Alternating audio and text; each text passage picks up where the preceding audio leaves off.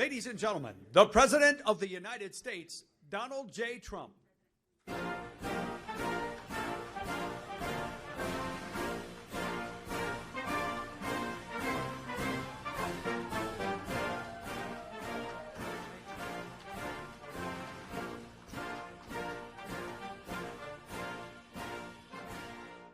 Thank you very much, and it's a great honor to have everybody here. And I know the press was not quite expecting this, so I appreciate your being able to attend. We have a terrific number of things and some very positive things to tell you tonight. I want to begin by giving an update on the economy. Economic health is vital to public health. That's why our strategy to kill the China virus is focused on protecting those at greatest risk while allowing younger and healthy Americans to safely return to work and safely return to school, very important. We added 1.8 million new jobs in July, exceeding predictions for the third month in a row, and adding a total of over 9.3 million jobs since May. And I will say that the job growth that we've seen over the last 3 months, 9.3 million, is the single greatest three-month period of job creation in American history. That's big stuff. That's big news and great news. Over the past 3 months, the United States has surpassed market expectations by a total of 12 million new jobs. Over the last 3 months, the United States has added 623,000 manufacturing jobs. Remember, you'd need a magic wand to get manufacturing jobs.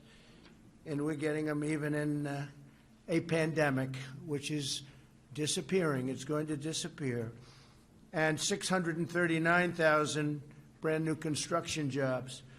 Over half of the new jobs are full-time jobs, and wages are up by 4.8%, which is terrific. Unemployment has fallen by nearly 30% since April. Think of that, 30% since April. Hispanic American unemployment has decreased by nearly 32%.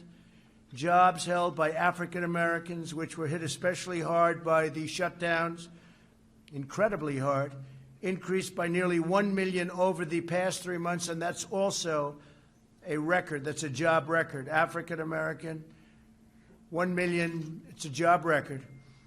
We must ensure that the progress continues. My administration has enacted over $3 trillion in historic relief since China allowed the virus to infect the world.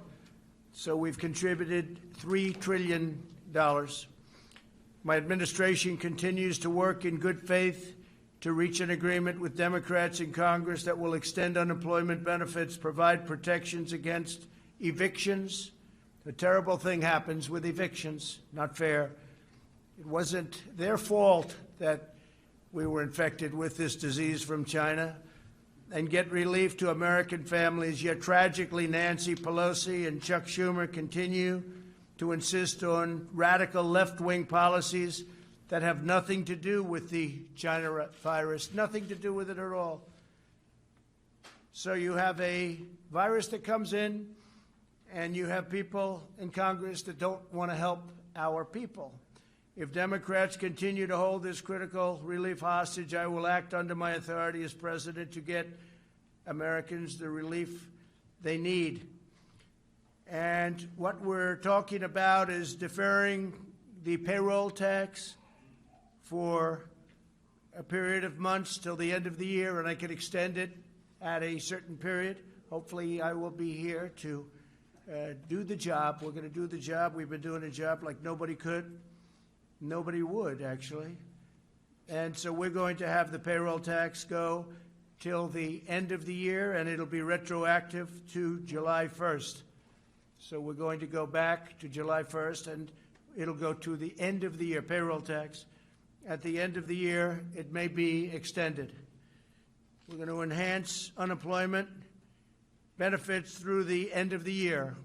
So unemployment benefits will be, that's a big one, will be brought out to the end of the year, and defer student loan payments and forgive interest until further notice.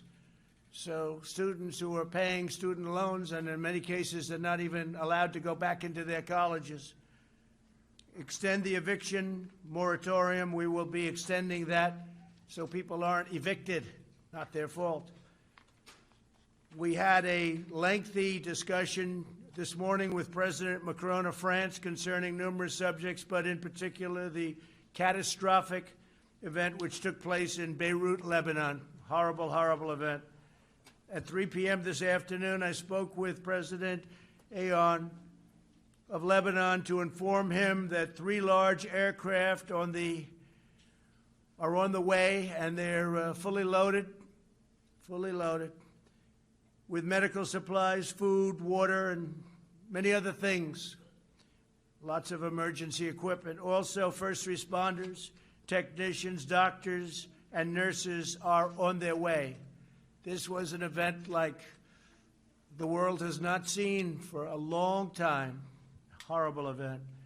We'll be having a conference call on Sunday with President Macron, leaders of Lebanon, and leaders from various parts of the world. Everyone wants to help. We spoke to a lot of people. They all want to help. The United States is with authorities on the ground right now in Lebanon to identify further health and humanitarian needs, and we will provide further assistance in the period to come. We're working very closely with their government and with their leaders. And on behalf of the United States, I want to extend our condolences to all of the families, a much larger number of families than anybody would have thought and than anybody at first thought. But all of those families who lost loved ones, relatives, friends in this horrible tragedy, we stand firmly with the people of Lebanon and will continue to offer our full support through this very difficult time. We have not seen anything like this in a long time. As you know, earlier this week I met with American workers at the Tennessee Valley Authority who have been laid off by the leadership at the Tennessee Valley Authority. As you know, this is a form of utility. It's been around for a long time, since FDR, and the head person, not controlled by government, but it's sort of semi-public in a sense, gets paid the highest salary in the world of government. He gets $8 million a year. That's not a bad amount of money. It's $8 million a year, and we are not accepting that, even though we're not the ones that appoint him or her, but in this case him. We're not accepting somebody getting paid $8 million a year. This has been going on for many years. And we will do something about that, and we're already in negotiations right now, including possible termination. They and hundreds of their fellow American tech workers, the workers at the TVA, were being terminated from their positions on top of all of this and on top of the $8 million salary and a chief of staff who makes much more than $1 million a year. But on top of all that, they were being terminated from their positions, these incredible people, in order to train the lower-cost foreign workers imported to replace them. How's that for a law? And this was set up originally to create jobs and economic development. And now they're getting fired, and they're supposed to train people for who get a much lower salary. It's crazy. This was a grave injustice. I fired the chairman of the board in response. On Friday, I fired the chairman of the board, along with one other board member. That's the one thing we have. We have the right to fire board members. And I made it clear that if they did not swiftly reverse course, I would continue with these firings of the board members. And we just were informed that they have agreed to change course totally. And today I'm proud to announce that a major victory for the workers of Tennessee and Kentucky and other areas that are covered, great states, that the leadership of the TVA has canceled all of the layoffs and given hundreds of American workers their jobs back. They're being rehired as we speak. In this administration, we live by 2 rules: buy American and hire American. You can't do that. Can't fire all our workers and hire people back from other faraway parts of the world at lower prices, especially when they have to train the people. And they can never train them as good as what you have because they've been there for many years. They've done a fantastic job. And they love the TVA. We had a lot of people in the office the other day. A lot of the media was covering it. They love the Tennessee Valley Authority. So, and they're so proud to work for it. But this happened, and it was a terrible thing. So now they're going to get their jobs back. They're all going to be getting their jobs back.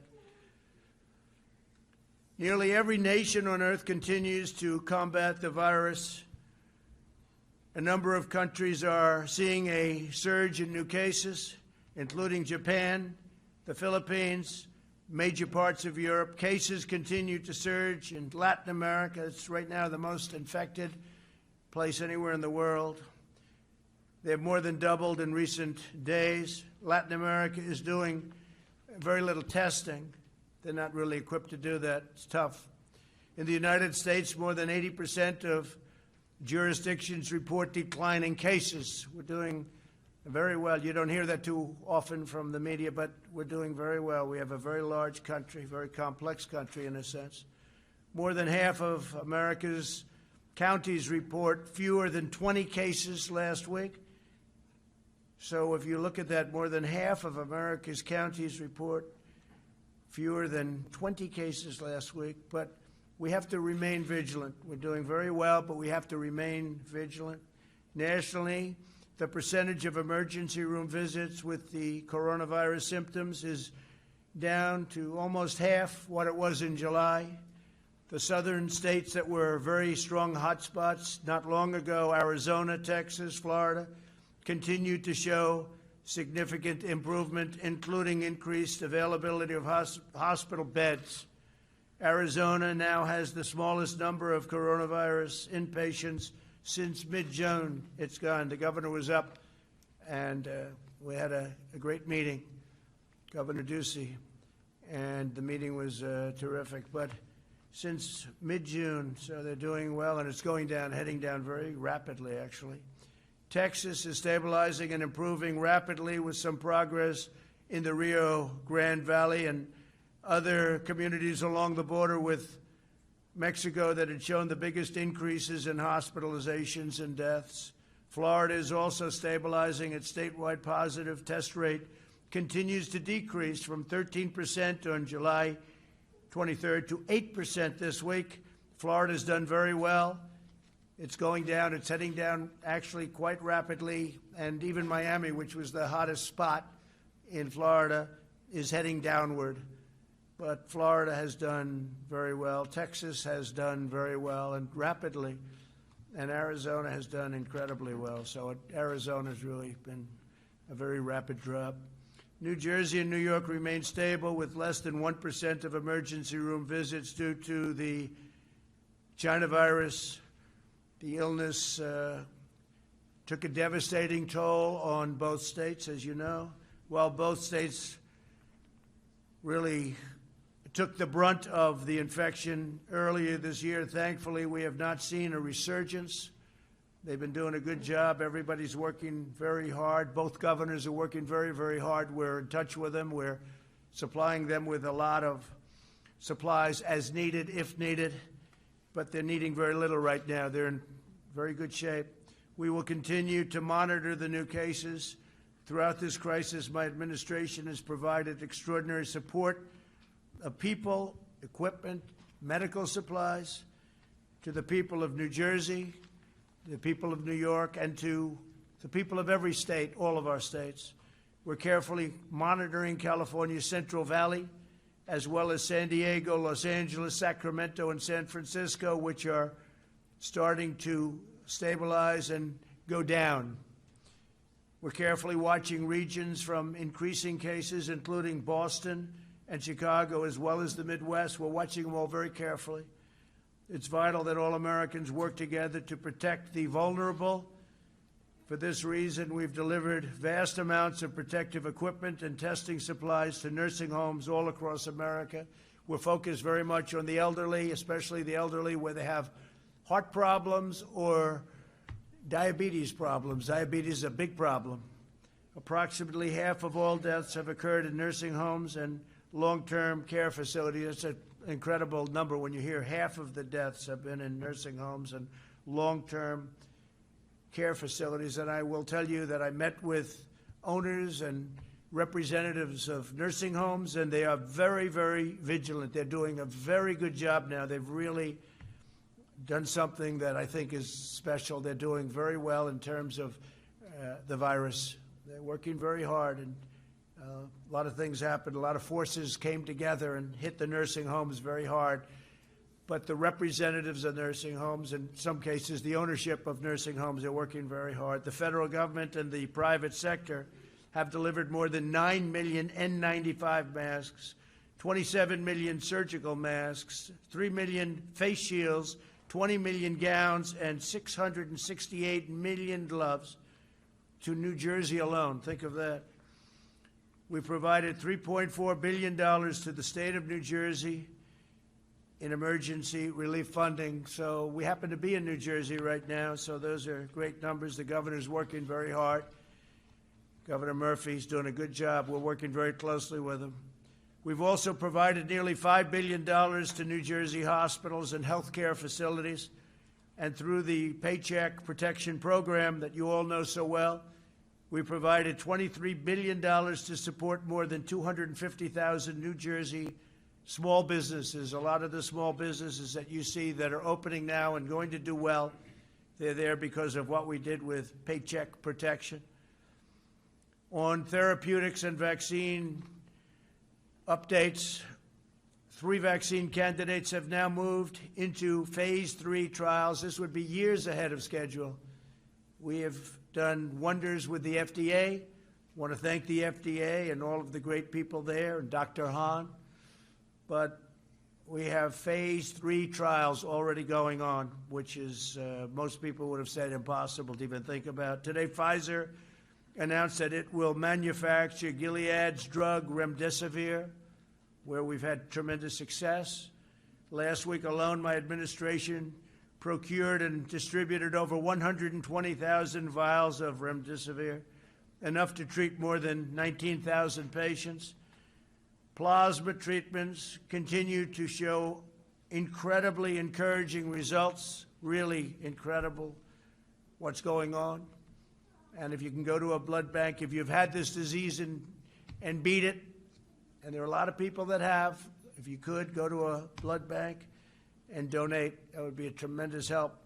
The United States is only 5% of the world's population, but we have conducted over 25% of the world's testing. Think of that, 5%, and we've given 25% of the world's testing. Any proper global analysis of confirmed cases must really take this into account, because we're constantly showing cases are up. Well, the reason cases are up because we're doing, one of the reasons, we're doing a lot of testing. We're doing much more testing than anyone else, close to 65 million tests, where other countries have done very little testing. They'll test people if they get sick. They'll test people if they go into the hospital. They'll test certain people. We're doing tremendous testing. And we're especially doing big testing at the nursing homes. Over the last week, the testing turnaround times have declined significantly as our major commercial labs have begun pooling samples. And we've also been able to send out many more of the tests, which are the 5-minute to 15-minute result tests. Testing samples from multiple patients in one batch is also something that we're very focused on and doing. But in the not-too-distant future, we'll have so many tests where it's a quick test. They call it a quick test, 5 minutes to 15 minutes. So we won't even have to worry too much about the process of sending and receiving. Because if you figure it takes a day to send and a day to receive, and let's say a day at the laboratory, that's 3 days right there. And the other tests, you can have them in 5 to 15 minutes. Over the next 2 weeks, I'll be pursuing a major executive order requiring health insurance companies to cover all pre-existing conditions for all customers. That's a big thing. I've always been very strongly in favor. We have to cover pre-existing conditions. So we will be pursuing a major executive order requiring health insurance companies to cover all pre-existing conditions for all of its customers. This has never been done before, but it's time the people of our country are properly represented and properly taken care of. This follows a series of executive orders to lower drug prices and lower prescription drug prices, and significantly. We had the only year, which was last year, where drug prices went down in 51 years. But we're talking about going down at a level that nobody has even thought possible now, even though the drug companies are running very big ads on me, but that's usually a reason. They're not too happy. They can't be too thrilled. But they've made a lot of money over the years, and prices just go up. Not fair. This includes a landmark executive order requiring drug companies to change Americans and charge Americans no more than they charge to foreign countries. So they have to charge Americans no more than they charge to foreign countries. That means our country can't be charged more. So if Germany gets drugs at a very small or low price, and we're paying many times that price in the United States because we pay for all of the research, the development, the promotion, and other things, we will get what's called a favored nations clause we're going to have. And I signed a favored nations clause so that the United States, which is the #1 purchaser of drugs by far in the world, biggest purchaser in the world, not even close. You have other countries that are bigger. If you look at India, China, etc., not too many. But we have countries that are bigger, but not even close in terms of ordering drugs. We're the #1 country in the world. But we have a favored nation. So if somebody has a drug, in many cases it comes from a plant, the same plant. It's the same pill. It's the same medicine or medication. Whatever the lowest country charges. So if Germany charges 10 cents for a pill and we charge $2, and I only use Germany as an example, then we get that for 10 cents. So what's going to happen is that's going to go up a little bit and ours is going to come down a whole lot. So it's favored nations, and I will tell you that Big Pharma is not happy. For too long, we've been forced to subsidize cheaper drug prices in foreign countries. We've subsidized them to a level that nobody can believe. Nobody talked about it. Everybody wondered, how come every president that runs for office says they're going to lower drug prices, and they never do. They go through the right roof. Over the last administration, they went up like skyrocketing. That's Biden. Biden's not going to be able to do it. He has no clue. So what's happening is we are going to be working to get rid of all the subsidy to foreign lands, and we're going to give essentially all of the benefit that, frankly, they have as great negotiators. Those benefits are going to go to our people. So it's called a favored nations clause, and you can look it up and you can see, and nobody's had the courage to institute it, to call it, because it's a very big step. But it's something that is going to drive drug prices down 50, 60, maybe even 70%. Talking about numbers that are unbelievable. I also signed an executive order stopping middlemen from taking advantage of Medicare patients by charging higher prices to them and pocketing the discounts for themselves. These are some of the richest people in the world. Everyone talked about middlemen. I've heard about them for years on prescription drug prices. Middlemen. I guess you'd have to say, to be politically correct, middlemen and women. But you never heard the middle woman before. You heard middlemen. That's the term. And, say what you want about the drug companies, but at least the drug companies produce a product. They produce the pill. They produce the medicine, the medication. But these people make billions and billions of dollars. I don't know who they are, but they're very rich. But they won't be so rich anymore. This executive order requires these $30 billion in discounts to go straight to the American patients. So the middleman's going to be knocked out, and I'm going to lose a lot of friends, even though I have no idea who these people are. On opioids, I'm pleased to announce that my administration invested an additional $100 million to fight the opioid crisis in rural America. In the midst of the China virus pandemic, we also keep fighting to end the opioid epidemic, and we've done very well. It was prior to the virus, we were down 18, 19, and 20%. But when you think about it, that means that you have 80%, and that's not acceptable. The wall is going up. We have 276 miles of wall. It's having a tremendous impact on drugs coming into our country already. It'll be finished toward the end of the year, and it's had a very, very big impact. On Portland, finally, I'd like to address that situation. Portland is a disaster. It's been a disaster for many, many years. Brave federal law enforcement officers single-handedly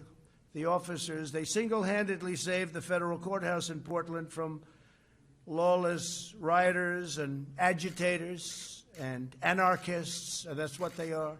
You know, when you find Molotov cocktails in somebody's knapsack and they say, no, I'm just here to have a good time, these are really sick, disturbed people. The disgraced mayor of the city has ordered the police to stand down in the face of rioters, leaving his citizens at the mercy of this mob. He was at the mercy of the mob, too. If you saw him go out there the other day, it was terrible. He went out there and they wanted to rip him apart. But fortunately, he had 5 people with him, called security. Mayor Wheeler has abdicated his duty and surrendered his city to the mob. As a result, the mob descended upon a police precinct and tried to burn it down, tear it down, rip it down, an act of attempted murder. Left-wing violent extremism poses an increasing threat to our country, and we stop it. You have no idea how much we stop, but it's an ideology we have to stop. When you commit arson, this is a quote from the mayor. He's come a long way, he just made this quote. When you commit arson with an accelerant in the attempt to burn down a building that is occupied by people who have intentionally been trapped inside, you're not a demonstrator or you're not demonstrating, said Mayor Whalen. You are attempting to commit murder. That's come a long way. He's come a long way when he made that statement. What you're seeing in Portland is the radical left's agenda in action. Portland is their roadmap for America. If the radical left gets in and they treat Joe Biden as a puppet, he's merely a puppet. But if the radical left gets in, they look at Portland as a thing that they want. That's what they want. Why? Who knows? Doesn't matter. It's a different thinking. But it's a mess. And I want to thank Homeland Security. They've done a fantastic job. We had our people go in. They stopped any intrusion into the courthouse. And the courthouse was saved, and other federal buildings were saved. And we would like to be asked by the mayor and the governor. We will go in and stop the problems in Portland in 24 hours, just like we did in Minneapolis after they really hurt that city. But the National Guard went in and did a phenomenal job. It was over in 3 hours. After watching 6 days of horror, it ended in 3 hours. You all saw the scene of them walking right down the street. It was actually an unfortunate view, but an incredible view of how to do things. So we would be able to solve the Portland situation immediately, but we are supposed to be asked. If we're not asked, and if it continues, we'll have to make a decision. But it's a very easy thing for us to do. We could stop it very quickly. It's been going on now for 76 days. But our buildings are very secure. If the Democrats controlled in Washington, the Democrats' control of Washington, they'd pass, with all of the things they do, legislation gutting every single police department in America. They truly do. Many of these people want to defund the police department. At a minimum, they're going to stop money from going to the police department, but in many cases, they actually want to defund completely the police department. No city, no town, and no suburb would be safe. Your suburbs would be a disaster. Your cities, your towns would be a disaster. They want every city to be a Portland or to be a Chicago, which is totally out of control, and we're waiting for the mayor. We've sent people in to help them from an intelligence standpoint, but we're waiting for them to call the governor, the mayor. We could do a very good job in Chicago. Nobody's ever seen anything like that, this country. And yet, nationwide, numbers are good despite the Chicagos and the Portlands, and frankly, the New Yorks, when you look at what's happened in New York. 348% increase in the last number of months. Nobody's seen anything like that. It's so sad. To me, it's so sad because I love New York, and it's so sad. And all it is horrible, horrible, incompetent management by politicians that truly don't know what they're doing. So just like we saved the courthouse, we will save the United States of America. And a vast majority of people agree with me. A vast majority. Most people. They don't speak up as much as they could, but we know they're there, and everybody else knows they're there too. So with that, I'll take a few questions from the media. They've been here for a long time, and they've been waiting outside for a long time, and they wait for these moments. It's always a lot of fun. Please, go ahead. No, you, go ahead. Oh, thank you, Mr. President. I have a couple of questions on the negotiations with Capitol Hill on the Yeah. coronavirus legislation. These executive orders you mentioned, do you have a timeline on when you're going to sign them, or? Yeah, it could be by the end of the week. They're being drawn by the lawyers right now. They work very nicely. It would be nice to be able to do it with the Democrats, but they're really just interested in one thing, and that's protecting people that have not done a good job in managing cities and states, and nothing to do with COVID, nothing to do with, or little to do. They want to be able to make up for many, many years, in some cases decades of bad management. We can't do that. So that's what they want. They want to do that, and we don't want to do that. Are you concerned about the legality of these executive orders? No, not at all. No, if somebody, well, you always get sued. I mean, everything you do, you get sued. I was sued on the travel ban, and we won. I was sued on a lot of things, and we won. So we'll see. Yeah, probably we get sued, but people feel that we can do it. Jeff, go ahead. Thank you, sir. Mr. President, the intelligence agencies today said that Russia is already meddling in this year's election to hurt Joe Biden, and that China is considering meddling to hurt you. Do you believe that intelligence, and what do you plan to do about it? It could be. I mean, I could be very much. I think that the last person Russia wants to see in office is Donald Trump, because nobody's been tougher on Russia than I have ever. That's not what the intelligence is. Well, I don't care what anybody says. Nobody with any common sense would say, do it. Look at what we've done with our military. Look at what we've done in exposing the pipeline with billions of dollars going to Russia. Look at all of the things we've done with NATO, where I've raised $130 billion a year from countries that were delinquent, and now they're paying all of this money. And the 130, by the way, $130 billion, not million, billion, goes to $400 billion over a few years. And that's all money to protect against Russia. China would love us to have an election where Donald Trump lost to Sleepy Joe Biden. They would dream. They would own our country. If Joe Biden was president, China would own our country. And you said another country. What was the third country? No, just those two. No, you didn't. You didn't say that in the report. The report said Iran also, but you didn't say that. Iran would love to see me. Iran would love to see me not be president. And I'll make this statement: if and when we win, we will make deals with Iran very quickly. We'll make deals with North Korea very quickly. And whatever happened to the war in North Korea, you haven't seen that, have you? If I didn't win the election in 2016, our country would now be, maybe it would be over by now, but in war with North Korea. Everybody said, oh, Trump will get us in war. No, just the opposite. And we actually have a relationship with North Korea, which is something that was never established by the previous administration. You would have been in war with North Korea, and it would have been a very bad war. So North Korea, whether you look at Iran, every one of them will make a deal with us very quickly. Iran is dying to make a deal, but they want to see, because they'd much rather make a deal with Biden, because if they make a deal with the United States, if China makes a deal with the United States with Biden in charge, they would own our country. Look what I've done. I've taken billions, tens of billions of dollars from China.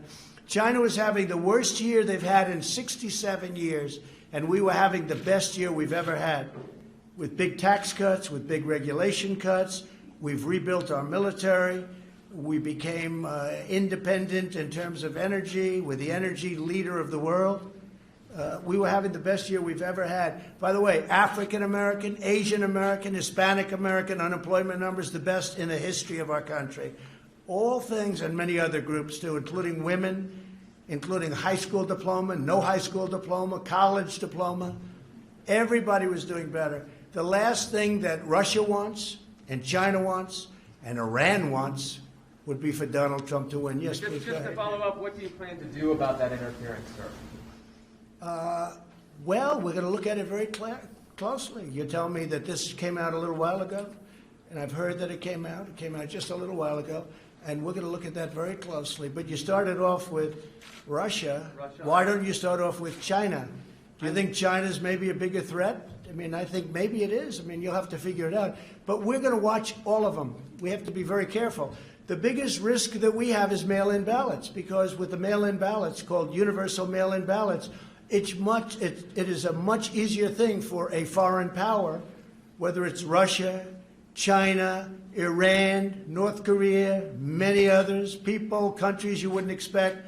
It's much easier for them to forge ballots and send them in. It's much easier for them to cheat with universal mail-in ballots. So I think one of the things we'll have to look at is exactly that. But that's a big problem. That's a big problem. You saw in New York they called the winner, but they have no idea what the vote is. Please, go ahead. Mr. President, we've watched these negotiations go on for weeks. Do you think if you had been more directly involved, we would be in a different position? No, I'm here totally today? involved. No, they call me all the time. They tell me how they're doing with Nancy and Chuck. But in my opinion, they're just using it as an excuse to try and, Chuck Schumer came out with a strong statement today that you have to get back into school because it's good for the economy. But he doesn't do it. He doesn't practice what he preaches. No, my people, Steve Mnuchin and our wonderful chief of staff, Mark Meadows, they're constantly on the phone with me. I'm totally involved with it, and we are going to do it in a way that's just much easier. We gave them their chance, but they view it as an election enhancement. You talk about foreign countries cheating on the election. Well, the Democrats are cheating on the election because that's exactly what they're doing. If you look at what they're doing, even with these negotiations, that's an influence and an unfair influence on an election.